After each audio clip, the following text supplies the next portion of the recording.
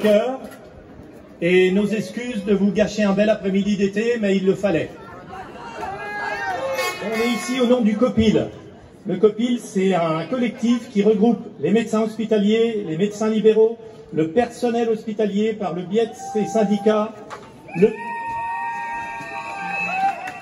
les élus locaux, avec bien sûr aussi tous les usagers de l'association ASSHM et son président, M. Mathieu Thiebaud. Ce n'est pas en amputant des deux jambes l'hôpital de Langres que l'hôpital de Chaumont remarchera. Nous aimons tous notre hôpital, notre pôle de santé langrois. Le personnel s'y emploie de toutes ses forces pour garder des soins de qualité. Embaucher une jeune médecin qui a été formée dans la région, elle s'est vue proposer seulement un CDD de 5 mois. Ça, c'est pas un signe d'avenir pour les médecins. C'est pas, voilà. L'hiver, notre hôpital est complètement saturé. Celui de Chaumont est en grand déficit de personnel. Ça coûte très cher en intérim. Voilà. Et vous avez vu là l'exemple récent des sages-femmes de notre CDT, de notre CPP, qui sont appelés à la MAC de Chaumont. Nous y avons été obligés, et c'est grâce à vous et à la manif de février que l'on a un petit peu enfin été considéré. Ce n'est pas une guéguerre de clochers. Les deux bassins de vie sont complètement différents, ne serait-ce que par la géographie du département. Les erreurs qu'on a eues en 2016, quand on a fermé la MAT, c'est l'exemple typique.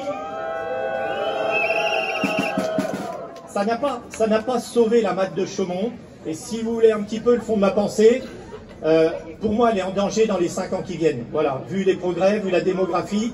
Et on est en train de bâtir tout le projet autour de la présence d'une maternité. Tous nos espoirs de séduction de jeunes étudiants, c'est difficile. La première question qu'ils vont nous poser, c'est comment va votre hôpital? Ça va être dur de les faire venir, je vous promets. Il faut le savoir. En tout cas, je vous remercie beaucoup d'être venus. Et je pense qu'on a besoin de vous, il faut que vous vous battiez, il faut transmettre à vos élus pour se défendre. Rien n'est définitivement perdu, comme beaucoup le pensent. Voilà, merci. De la garantie de l'égalité d'accès aux soins et à la préservation d'une offre de soins de proximité diversifiée et de qualité. Il en va de la vitalité même et de l'avenir de notre beau territoire.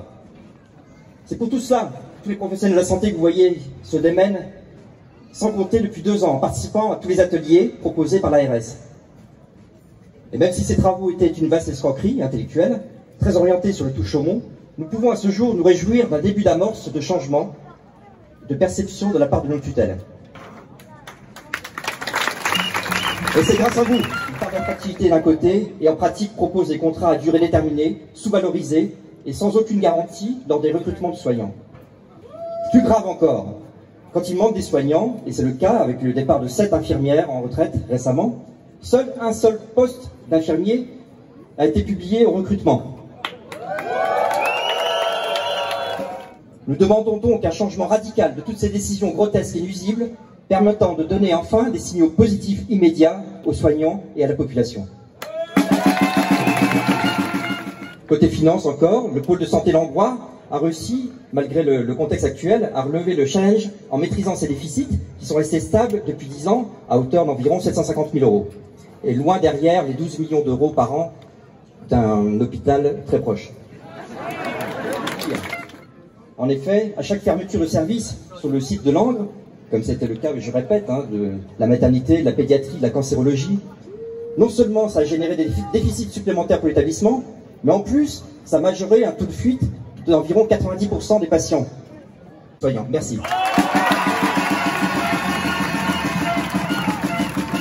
D'être là, ça nous fait chaud au cœur de voir une telle mobilisation pour nous aider. Là, on se sent quand même nettement moins seul quand on vous regarde. Lors de la manifestation du mois de février, nous étions 1200. C'était les chiffres de la gendarmerie, donc ils sont incontestables. Cette fois-ci, nous sommes 2200, c'est-à-dire 1000 personnes de plus.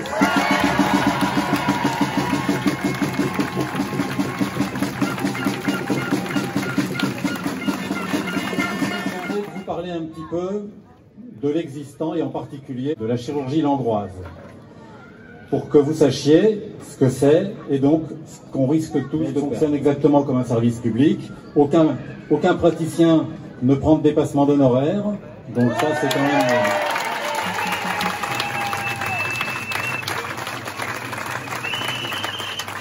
Et donc la chirurgie langroise, c'est 2 chirurgiens orthopédistes, un chirurgien viscéral, un chirurgien ophtalmologique, un gastro-entérologue et 3 médecins anesthésistes réanimateurs.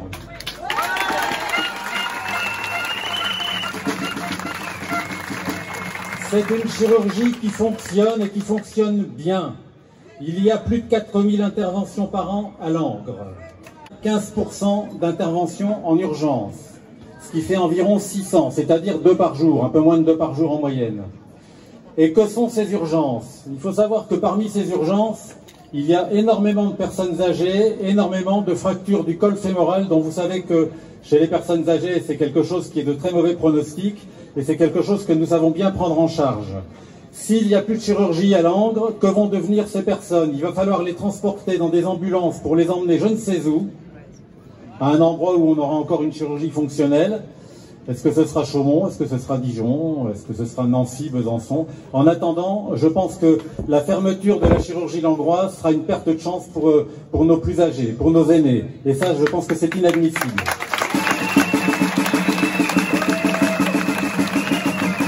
La chirurgie, c'est pas des rigolos, c'est des gens qui travaillent, qui font leur boulot, ça marche et ça rend des services. Nous avons aussi les mêmes problèmes que vous. Et effectivement, détruire Langres ne sauvera pas Chaumont, et Chaumont n'a pas la capacité d'absorber Langres, l'activité de Langres, au même titre que Langres n'aura pas la capacité d'absorber Chaumont. Donc la survie passe par effectivement le maintien de 2 centres hospitaliers, on en a déjà parlé entre confrères, parce qu'il n'y a pas d'autre solution. Alors, effectivement, l'ARS, sur le papier, ça fonctionne. Avec un tableau Excel, on a 500 d'un côté, 500 d'autre. Si on regroupe, ça fait 1000. La réalité, c'est des patients, des vraies personnes, des soignants, et pas uniquement les médecins, toutes les équipes. Parce que de toute façon, on se trouve aussi à Chaumont avec des services fermés par manque de personnel. Ça veut dire une perte de chance pour des patients. Et ça, c'est de la réalité. On ne l'invente pas, c'est du quotidien. Avec en plus des conditions de travail qui sont dégradées. Donc c'est pas en dégradant un peu plus l'offre de soins qu'on va améliorer les conditions de soins. Voilà.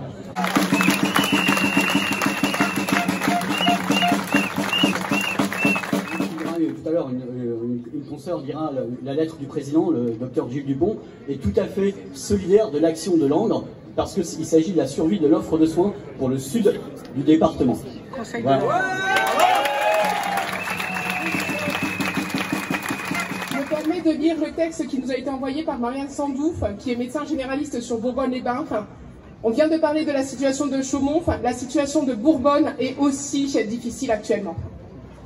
Il nous écrit « Bonjour à toutes et tous. Je suis désolée de ne pas pouvoir être avec vous aujourd'hui et je remercie Véronique de m'avoir sollicité pour faire passer mon ressenti concernant la situation à Bourbonne-les-Bains.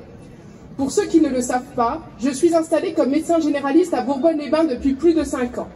C'est aussi depuis ce temps-là que je suis le témoin de la baisse de l'offre de soins dans le Sud-Marnais. En tant que médecin de ville, j'ai toujours eu du mal à trouver des rendez-vous spécialisés pour mes patients dans un délai raisonnable. En tant que médecin hospitalier, j'ai connu l'hôpital de Bourbonne-les-Bains en 2016, au moment où on avait notre propre gestion, nos propres projets et 0 déficit. Grâce à ces projets et aux efforts de mes collègues, le centre hospitalier est devenu un centre d'excellence et un exemple au niveau national de savoir-faire dans le domaine de la rééducation fonctionnelle. On a perdu des ressources humaines et des ressources matérielles pour nos projets en étant obligés de combler le déficit du groupement. On a perdu la cuisine, la blanchisserie, la pharmacie et la radiologie.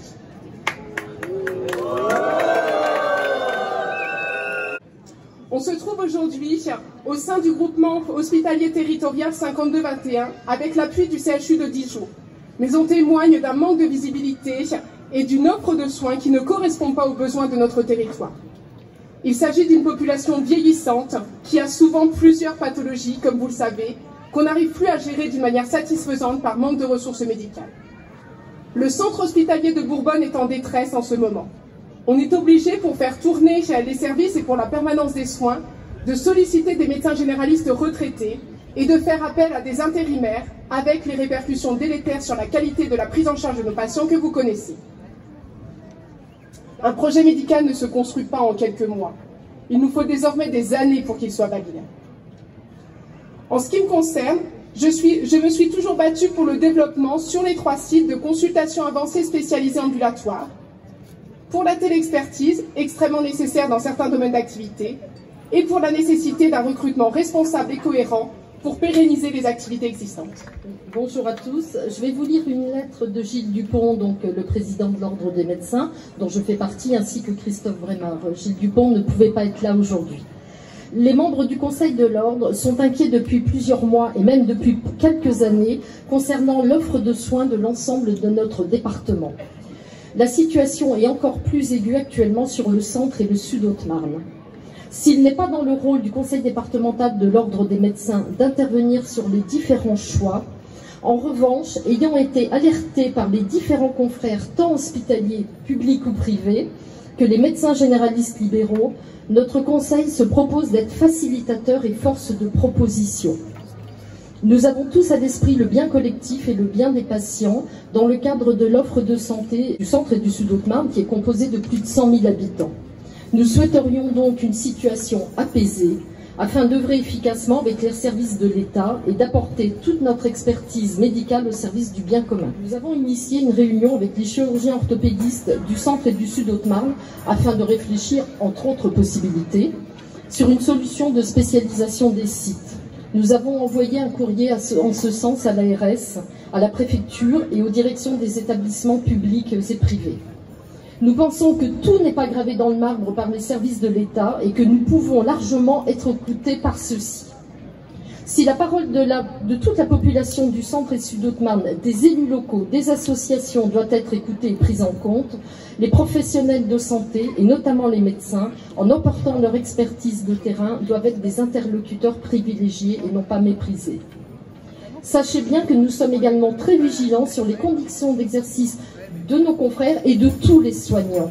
Notamment, nous pensons aux infirmières, aux sages-femmes, aux aides-soignantes, dont les conditions d'exercice doivent absolument être améliorées.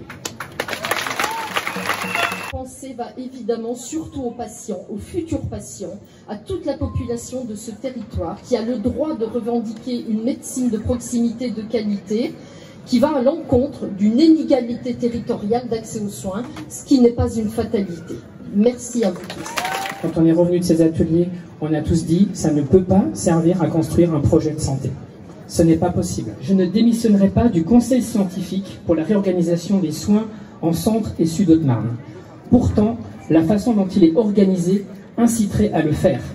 Vous m'avez fait confiance en m'y nommant et je me montrerai à la hauteur de cette confiance, mais confiance n'est pas allégeance. La surmortalité prématurée qui place la Haute-Marne en bien mauvaise position. L'avenir des hôpitaux doit s'intégrer dans cette réflexion plus large, car c'est l'hôpital de demain, l'hôpital du futur que nous allons construire. Pour cela, des ateliers ont été mis en place.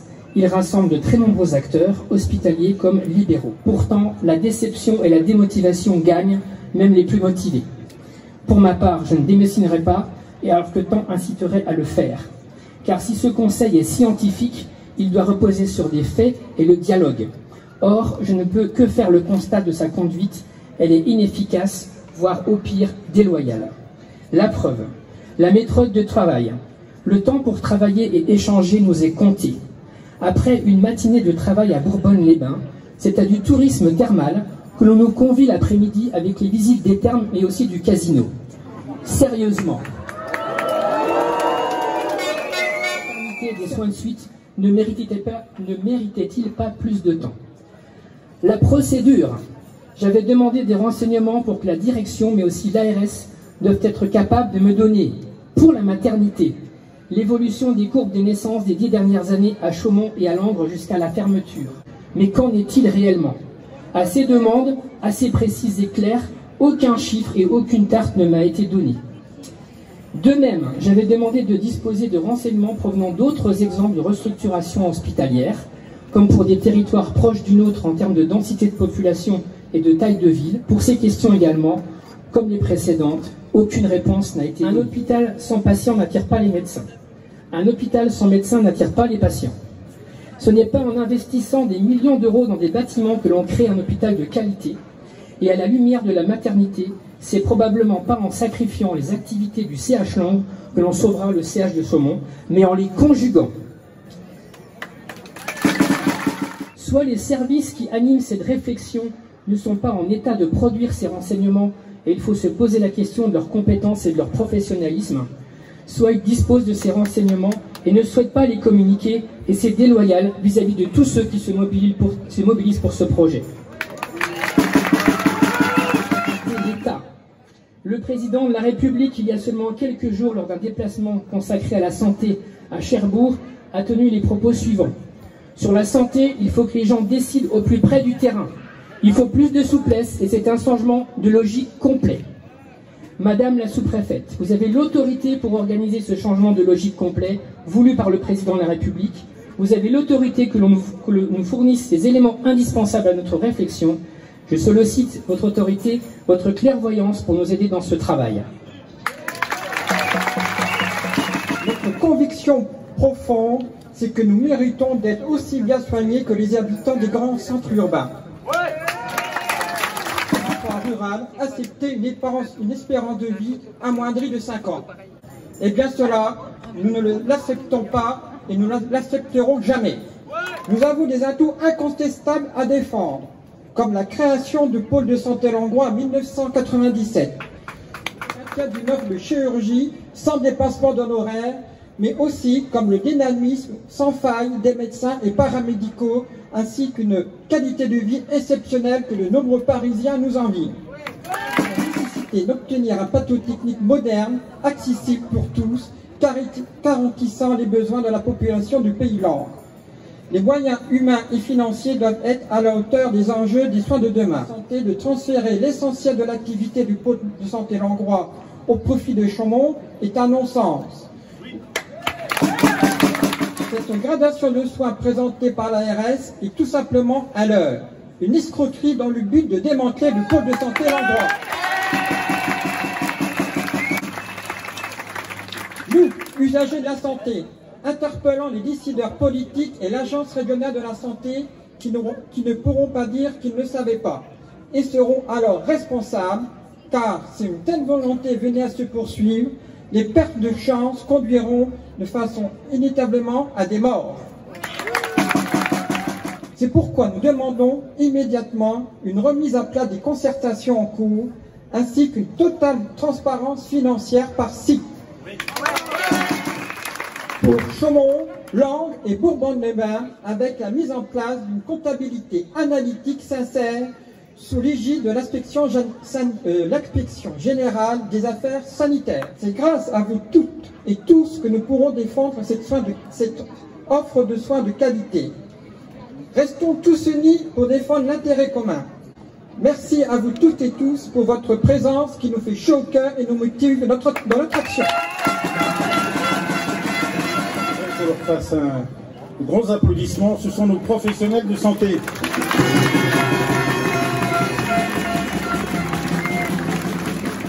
Ben oui, on fait de la politique pour le territoire.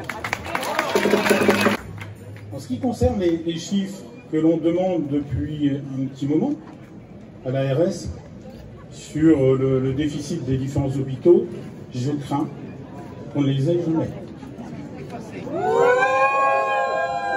Alors, lors de la dernière manifestation ici à Langres, nous avions avec Anne Cardinal et au nom du comité de pilotage égalité santé évoqué 14 propositions que nous souhaitons défendre dans l'intérêt du patient, parmi lesquelles évidemment le maintien des urgences 24 heures sur 24. Depuis, nous élus avons participé aux différents comités d'orientation en préfecture. Ça a été dit, il y a des ateliers, et puis pour les élus, c'est des comités d'orientation dans lesquels on participe et on a l'impression d'être un peu les cautions d'une organisation qui va être proposée et dont on a envie de prendre un peu de distance. Ils ont l'impression d'être moins impactés que Pays de Langres. Bon, ils verront après parce que ça a été dit, ça commence par Langres aujourd'hui, ce sera Chaumont demain. Nous avons pleine confiance en nos professionnels de santé qui, eux, détiennent les clés d'un maillage territorial construit et pensé pour les usagers. Nous nous retrouvons face à un système qui se veut de plus en plus technocratique et une gestion de notre santé plus administrative. Le succès de cette manifestation est primordial et nous vous remercions toutes et tous de vous être mobilisés. Il doit y avoir un avant et un après 11 juin 2022. vous. Nos médecins ont un projet de santé à proposer. Nous serons attentifs et intraitables face au retour de nos interlocuteurs ARS. Faute de quoi? Nous, les 3 présidents de communautés de communes et Madame le maire de Langres, n'hésiterons pas à remettre notre démission à Madame la préfète. Nous espérons avoir le soutien des maires. Avoir le soutien des maires qui pourront faire de même s'ils le souhaitent. Vous avez vu qu'il y a quand même pas mal d'écharpes derrière nous. Et l'unité, l'égalité et la volonté d'avoir un système de soins adapté au sud et au centre Haute-Marne, car n'oublions pas le pays chaumontais. Encore merci à toutes et à tous pour votre soutien. Vous l'avez déjà lu, vous l'avez déjà entendu. Cette colère a pris naissance dans le mépris des pouvoirs publics et des dirigeants hospitaliers. Ceux qui nous disaient « Soyez plus flexibles, vous devez revenir travailler » alors à 20h30, alors qu'il est 18h un 24 décembre. Ceux qui n'ont jamais eu aucune reconnaissance de l'engagement de ces femmes et de ces hommes.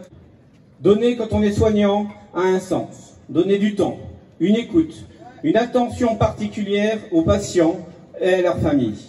Ce don est naturel, bienveillant et non contraint. Que fais-tu des patients ? Pense à tes collègues, ils vont travailler en mode dégradé.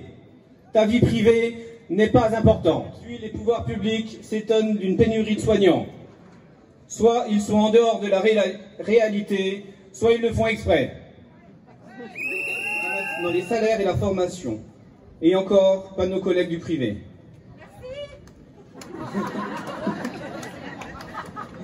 Le projet de transférer une partie plus ou moins grande de l'activité hospitalière sur Chaumont fait partie de la vision du monde d'avant Covid.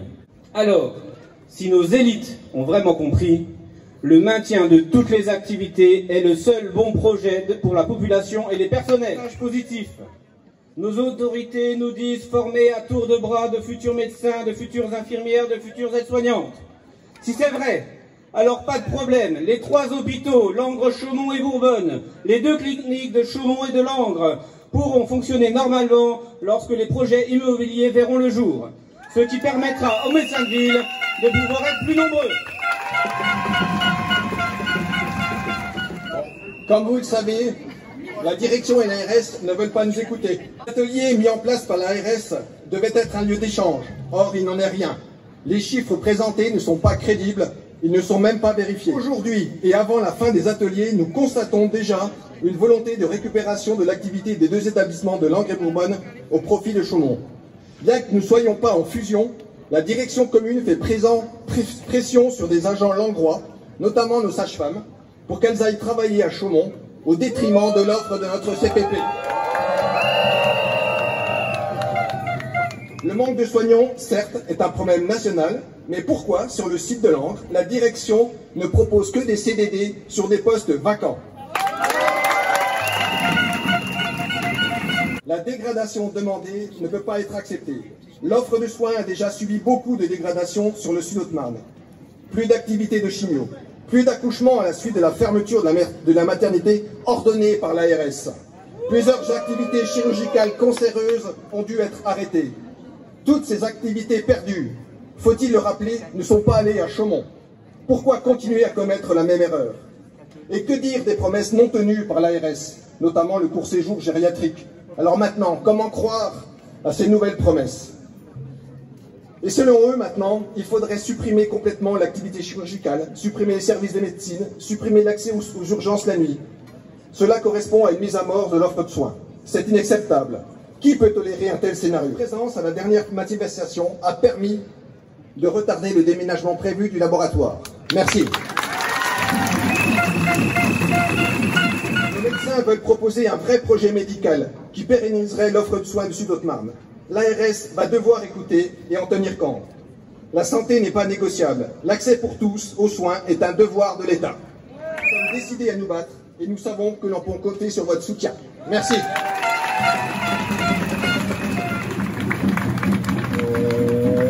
J'ai été désigné pour terminer cette manifestation. Merci d'être présent aujourd'hui en si grand nombre.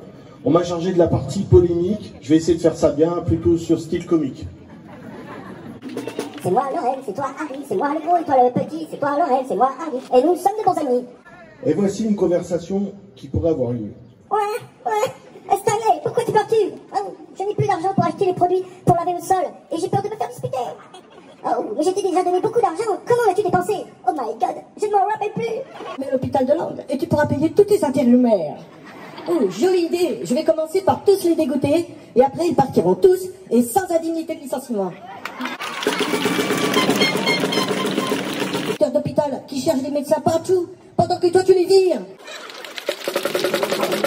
Hardy, n'as-tu pas peur qu'il n'y ait plus d'hôpital à du tout? Ah non, t'inquiète pas, je dirais bien qu'il faut laisser les pancartes. Et là, j'ai une vision d'un chirurgien orthopédique devant un patient souffrant de la jambe droite qui propose de lui greffer sa jambe gauche pour la remplacer. Et le patient lui dit « Merci docteur ». Est-ce que vous pensez sincèrement que c'est avec un duo comique comme celui-là qu'on pourra gagner la bataille de la qualité des soins et de l'espérance de vie? Personnellement, j'en doute, car il y a des antécédents et du lourd. Je parlais du transfert de la maternité et de la pédiatrie qui a été vendu comme une solution et qui est en fait un vrai désastre. Et penser que l'intégration de l'hôpital de Langres sur Chaumont résoudra les problèmes n'est pas raisonnable. Et c'est à ce moment qu'interviennent les experts de Miami, de Paris, qui nous expliquent pendant des heures que la Haute-Marne est vieillissante. Ah ça, on ne savait pas. Que c'est inévitable et que si on veut encore sauver quelque chose, c'est comme ça qu'il faut faire. À grands coups de PowerPoint bidon, avec des flèches dans tous les sens, des chiffres approximatifs, des personnels fictifs et d'e-santé. On ne sait pas trop ce que c'est, mais ça existe. Sérieusement, nous avons prouvé que dans le Sud-Marnais, on sait faire venir des nouveaux médecins. Il n'y a pas besoin d'experts à 2 balles pour nous expliquer la marche à suivre. On aimerait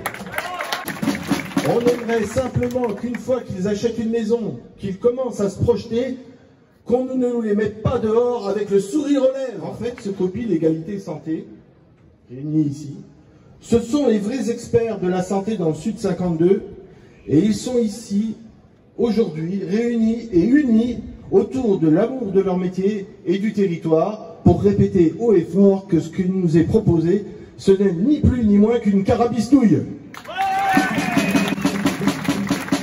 Et notre présence ici, si nombreux, nous prouve que nous sommes légitimes. J'espère que le conseil scientifique qui est censé adouber les travaux des experts de Miami, de Paris, ne se laissera pas abuser par ces baratineurs de haut vol. Un hôpital de malades est un édifice où l'architecture doit subordonner son art au vu du médecin. C'est qui ça? C'est celui-là. C'est Diderot qui nous disait ça. On lit juste en dessous. Nous avons des propositions d'organisation sanitaire alternatives viables que nous présenterons lorsque nos décideurs seront disposés à nous écouter, ce qui n'est pas encore le cas. Au niveau de la préfecture, que ce soit M. Zimet ou Mme Cornet, pour l'instant, aucun ne nous a reçus, bien qu'ils soient les garants de la qualité des soins.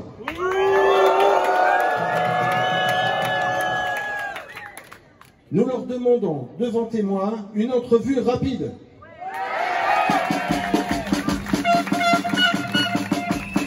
J'ai déjà envoyé un mail sans réponse.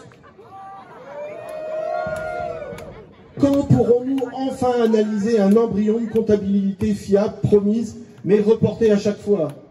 Nous réclamons la fin de la tutelle de l'ARS défaillante et la fin de la direction unique avec le retour d'un directeur pour chaque établissement et si possible motivé. À combien de morts se justifie le déficit? 30, 40, 50? Combien de morts faudra pour combler le déficit? À défaut d'être entendu, j'espère que nous serons vus, que vous serez vus. Car même si on nous taxe d'anxiogènes, nous affirmons que si le bazar annoncé est maintenu, de nombreuses personnes y laisseront la vie. Nous aurons peut-être encore besoin de votre soutien dans un avenir proche. J'espère que nous pourrons compter sur vous. j'ai pas entendu. Est-ce que l'on pourra compter sur vous?